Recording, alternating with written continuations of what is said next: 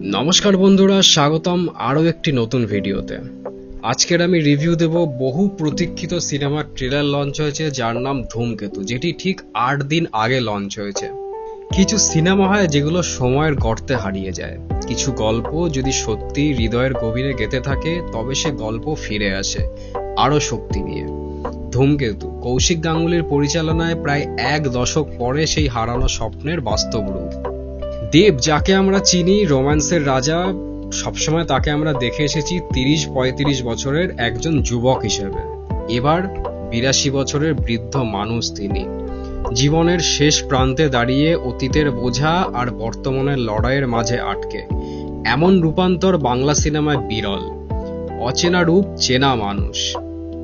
এবং তার বিপরীতে শুভশ্রী গাঙ্গুলি, 12 বছর পর আবার দেবের সাথে জুটি বেঁধেছেন তিনি। এই রসায়ন একসময় বাংলা ইন্ডাস্ট্রিকে মাতিয়েছে, আর আজ ফিরে এসেছে নতুন আবেগ আর পরিণত ভালোবাসা নিয়ে। 2 প্রাণ, 1 গল্প, এক পুনর্মিলন। ধূমকেতু শুধু প্রেমের গল্প নয়, এটা এক সংগ্রামের কাহিনী। যিনি নিজের সম্মান, নিজের পরিবার আর নিজের ভালোবাসার জন্য লড়ছেন। জীবনের প্রতিটি ক্ষণ, প্রতিটি সিদ্ধান্ত আর প্রতিটি ভুলে রয়েছে গভীর আবেগের ছোঁয়া।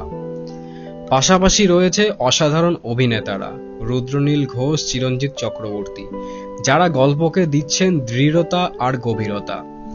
সৌমিক হালদারের ক্যামেরায় চা বাগানের প্রতিটি ফ্রেম হয়ে উঠেছে কবিতা, আর অনুপম রায়ের গানে ভাসছে গল্পের প্রাণ। আর ইন্দ্রদীপ দাশগুপ্তর সুরে ফুটে উঠেছে জীবনের বাস্তবতা। এই গল্প শুধু একটা সিনেমা নয়, একটা অপেক্ষার প্রতীক। 14ই আগস্ট 2025, স্বাধীনতার দিনে বড় পর্দায় ফিরছে সেই প্রতীক্ষিত কাহিনী ধূমকেতু।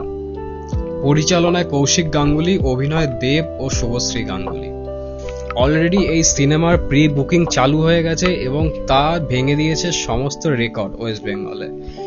এই মুহূর্তে দাঁড়িয়ে 35,000-এরও বেশি টিকিট অলরেডি সোল্ড হয়ে গেছে, যা বর্তমান সময়ের ওয়েস্ট বেঙ্গলে দাঁড়িয়ে এক অভাবনীয় ঘটনা। আর এই প্রি বুকিং দিন দিন বেড়েই চলেছে। তো যতদূর আমার ধারণা হচ্ছে, এই সিনেমা দেবের খাদানকেও টেক্কা দিতে পারে বা তাকে ছাড়িয়ে চলে যাবে। তো চলুন দেখা যাক, সিনেমাটি রিলিজ করুক, কি হয়। আপনারা সবাই হলে যান, হলে গিয়ে সিনেমাটি দেখুন, দেখে জানান আপনাদের সিনেমাটা কেমন লাগলো।